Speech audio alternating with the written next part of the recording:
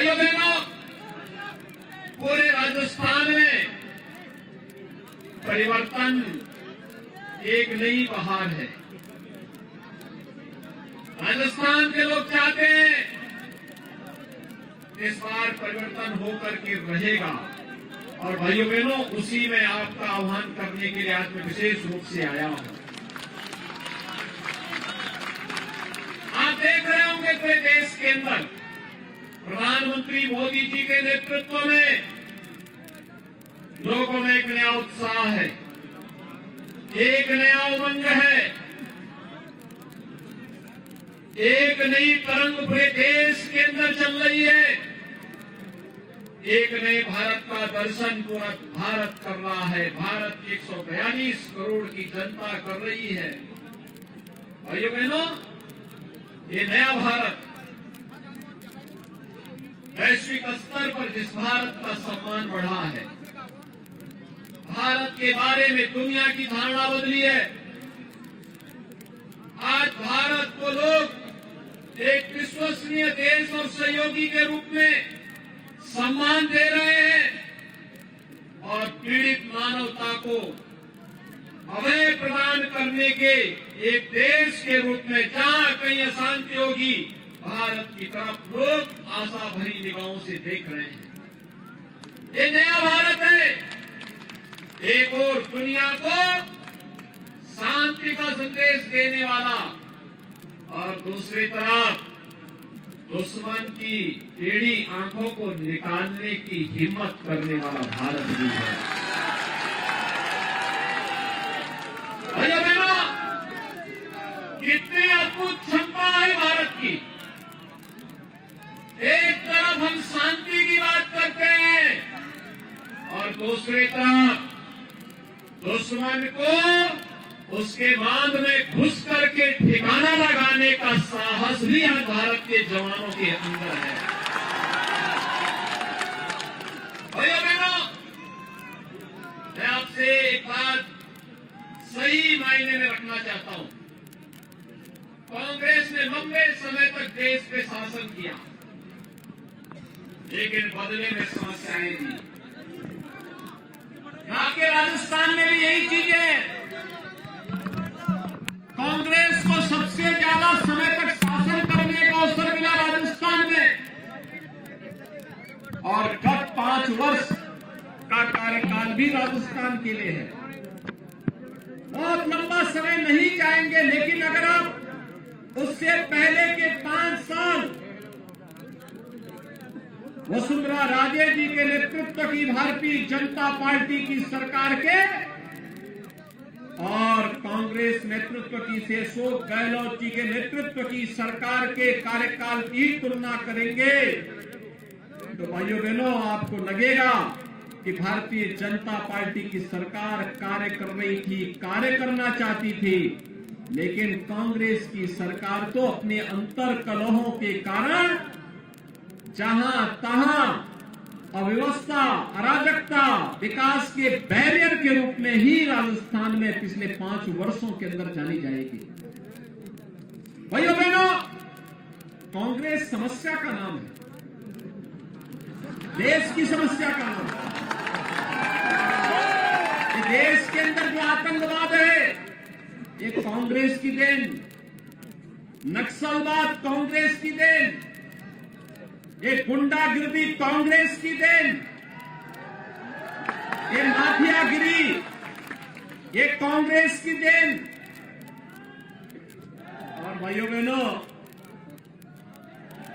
ये कांग्रेस इस समस्या का बोझा है और भारतीय जनता पार्टी देश की समस्या का समाधान का नाम है। समाधान भाजपा है, मोदी है। समस्या का समाधान मोदी जी के माध्यम से हुआ है और होगा भी। कांग्रेस ने आतंकवाद की समस्या दी, मोदी जी ने और अमित शाह जी ने आतंकवाद की जड़ कश्मीर की धारा 370 को सदैव के लिए समाप्त कर दिया। कांग्रेस हमारी आस्था के साथ खिलवाड़ करती थी, आस्था के साथ खिलवाड़ कैसे? हिंदू मंदिरों को एक समय में मुगल कालखंड में अपवित्र करके, क्षतिग्रस्त करके, तोड़ करके वहां गुलामी के ढांचे खड़े कर दिए गए थे। अयोध्या में ही आपके सामने अयोध्या उदाहरण है। 500 वर्ष पहले बाबर के समय राम मंदिर को तोड़ दिया गया, उसके ऊपर एक विवादित ढांचा खड़ा कर दिया गया। हम आंदोलन करते थे, कांग्रेस की सरकारें अत्याचार करती थी। हम लोग नारा लगाते थे, रामलला हम आएंगे, मंदिर वही बनाएंगे। कांग्रेस के लोग हंसते थे, कहते अरे कैसे बना देंगे। बहनों, हम लोगों ने तब नारा लगाया था, रामलला हम आएंगे, पहले ढांचा हटाएंगे। और ढांचा हट गया तो उसके बाद फिर नारा दिया, रामलला हम आएंगे, अब मंदिर यही बनाएंगे। फिर कांग्रेस के लोग हंसते थे, कहते थे कि क्या ये संभव हो पाएगा। और भाइयों बहनों, आज आप में से किसी को संदेह है क्या कि अयोध्या में राम मंदिर का निर्माण नहीं हो रहा है? हो रहा है ना? राम मंदिर का निर्माण हो रहा है ना? अयोध्या जाने की इच्छा है क्या? कितने लोगों की इच्छा है? अरे तो सरफराज राजस्थान ही आना चाहता है। भाइयों बहनों, 22 जनवरी को प्रधानमंत्री जी के कर कमलों से अयोध्या में राम मंदिर में भगवान रामलला विराजमान होंगे। और इसके लिए मैं आपके पास आया हूं, आपसे कहने के लिए,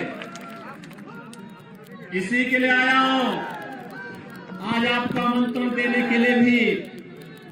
भाइयों बहनों, एक और कांग्रेस आपकी आस्था के साथ खिलवाड़ करती थी, देश के विश्वास के साथ घात करती थी, और दूसरी तरफ गरीब का भी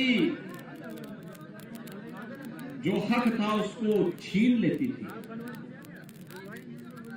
अब याद करिए, जो मोदी जी ने 12 करोड़ गरीबों के घर में शौचालय बनाया, कांग्रेस भी तो बना सकती थी। मोदी जी ने 4 करोड़ गरीबों के मकान बनाए, ये कांग्रेस के समय में भी हो सकता था। मोदी जी ने 4 करोड़ गरीबों के घर में बिजली पहुंचाई, कांग्रेस भी कर सकती थी। 10 करोड़ गरीबों को उज्ज्वला योजना का फ्री में कनेक्शन दिलवाया, कांग्रेस भी कर सकती थी। 50 करोड़ लोगों को आयुष्मान भारत में स्वास्थ्य बीमा का कवर पूरे देश के अंदर दिया, कांग्रेस भी कर सकती थी। 1 डिस्ट्रिक्ट 1 मेडिकल कॉलेज का निर्माण कांग्रेस भी कर सकती थी, कांग्रेस ने नहीं किया। कांग्रेस तो एक ही बात करती थी, कांग्रेस एक ही बात करती थी कि देश के संसाधनों पर पहला अधिकार मुसलमानों का है, बोलती थी ना, यही तो बोलती थी ना। और भाइयों बहनों, मोदी जी ने कहा देश के संसाधनों पर पहला अधिकार गरीब का है, किसान का है, नौजवान का है, महिलाओं का है, दलित का है, वंचित का है, पिछड़े लोगों का है, समाज के हर तबके का है। और इसके लिए उन्होंने नारा दिया, सबका साथ, सबका विकास।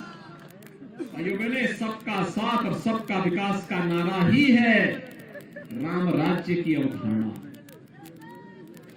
भाइयों बहनों, आपने देखा होगा जब बाढ़, अतिवृष्टि, कोई आपदा आती है, कांग्रेस के नेता गायब हो जाते हैं, किसी का पता नहीं लगता।